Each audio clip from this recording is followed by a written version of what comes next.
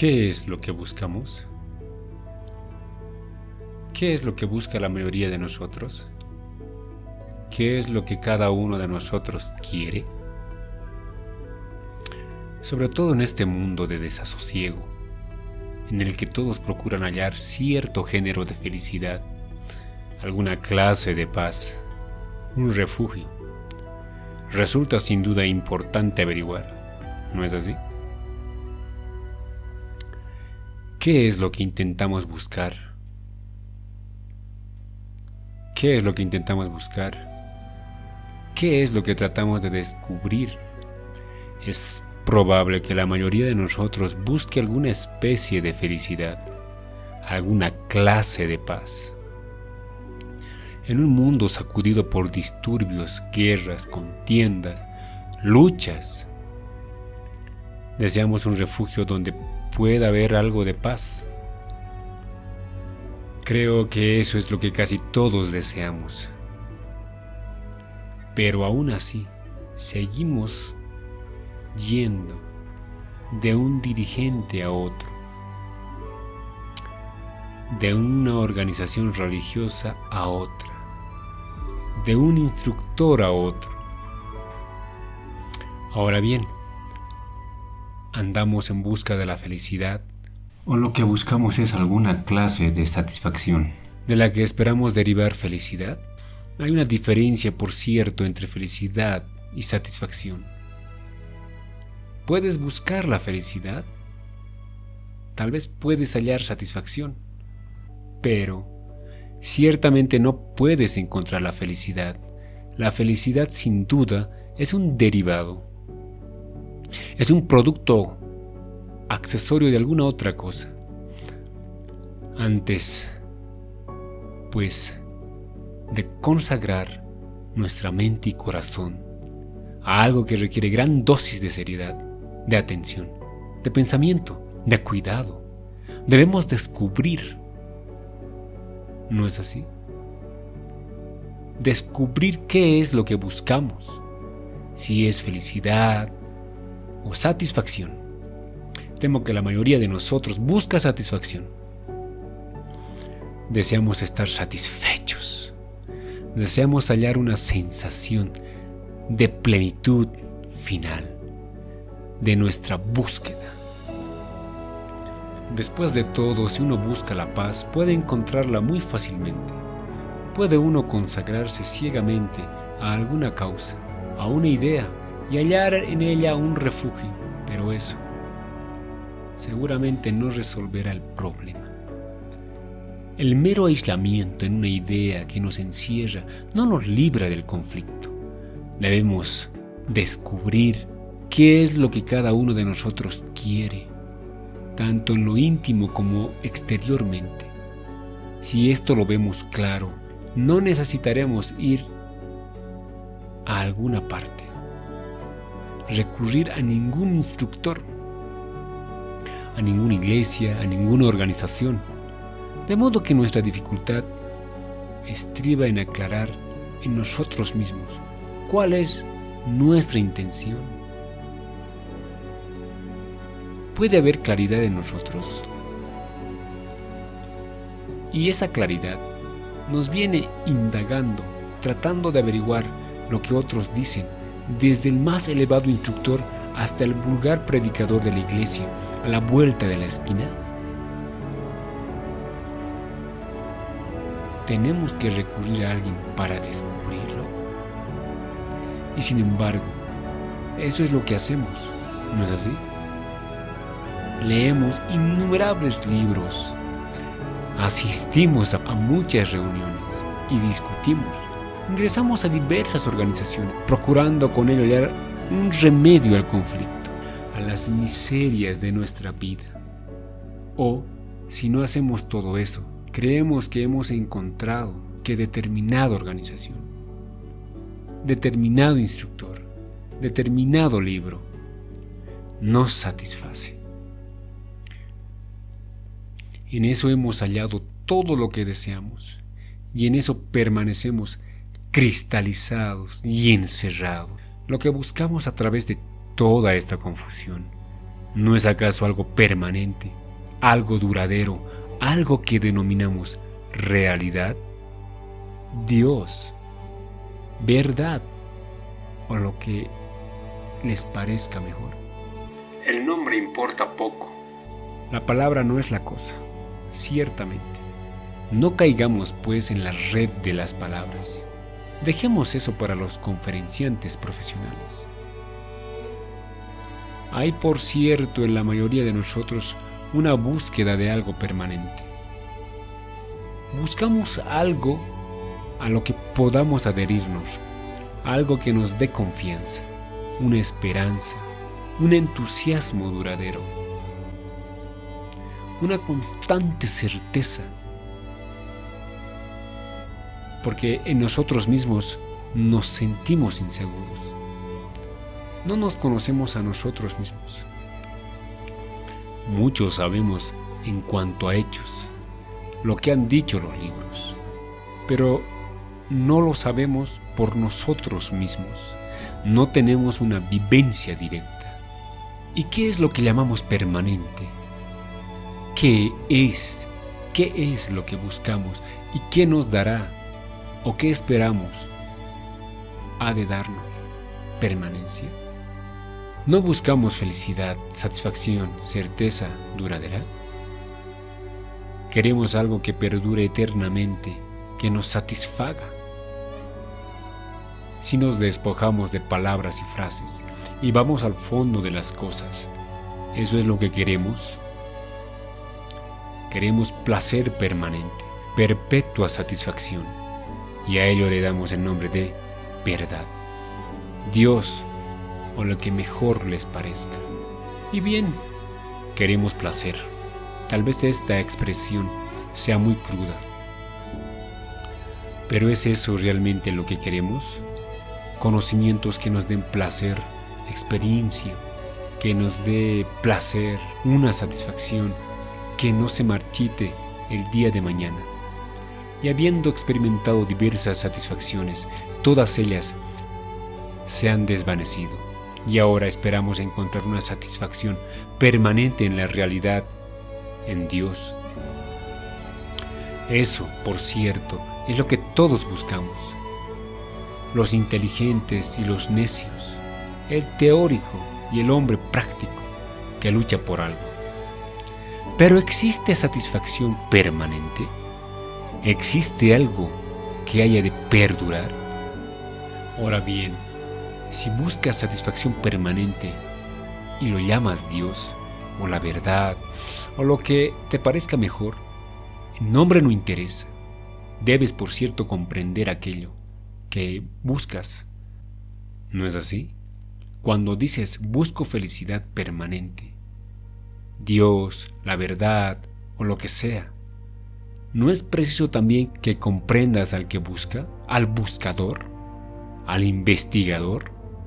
Porque es posible que no haya tal seguridad permanente, tal dicha perpetua. La verdad puede ser algo eternamente distinto, y yo pienso que es totalmente diferente de aquello que puedes ver, concebir, formular. Antes de buscar algo permanente, ¿no es evidente que se necesite comprender al que busca? ¿El buscador es diferente de la cosa buscada? Cuando dices busco felicidad, ¿es el buscador diferente del objeto de su búsqueda? ¿El pensador es diferente del pensamiento? ¿No son un fenómeno conjunto que procesos separados? Es indispensable, por consiguiente, comprender al buscador antes de intentar descubrir qué es lo que él busca. Debemos pues llegar al punto en que nos preguntemos de modo serio y profundo si la paz, la felicidad, Dios o lo que les parezca mejor pueden sernos dados por otra persona. ¿Puede esta búsqueda incesante, este anhelo, darnos ese extraordinario sentido de realidad? Ese ser creativo que surge cuando nos comprendemos realmente a nosotros mismos. ¿Acaso el conocimiento propio nos llega siguiendo a alguna otra persona? perteneciendo a alguna organización en particular, leyendo libros, y así sucesivamente. ¿Acaso el conocimiento propio nos llega siguiendo a alguna persona, perteneciendo a alguna organización en particular, leyendo libros y así sucesivamente?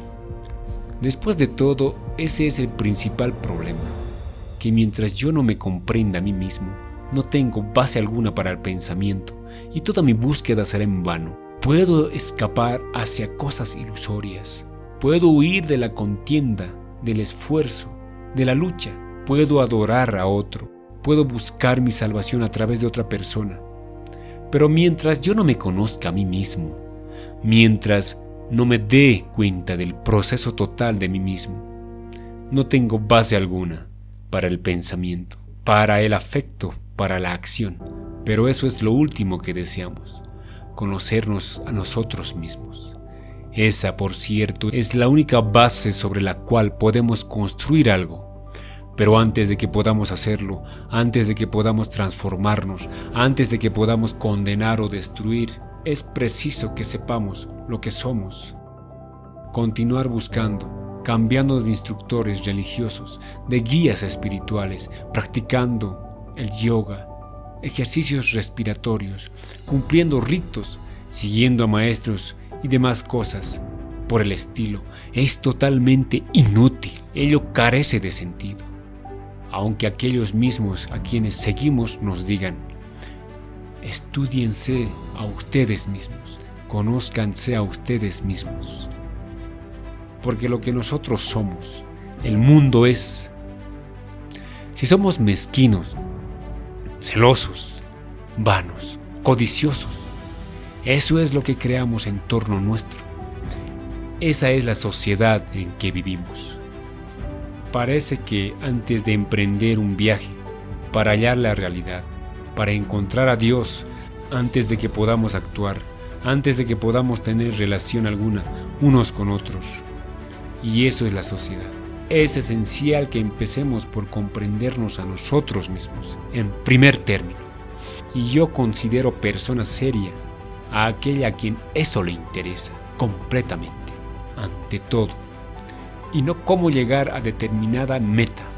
Porque si ustedes y yo no nos comprendemos a nosotros mismos, ¿cómo podremos en la acción operar una transformación en la sociedad, en nuestras relaciones? Y ello no significa de seguro que el conocimiento propio se oponga a la convivencia o esté aislado de ella.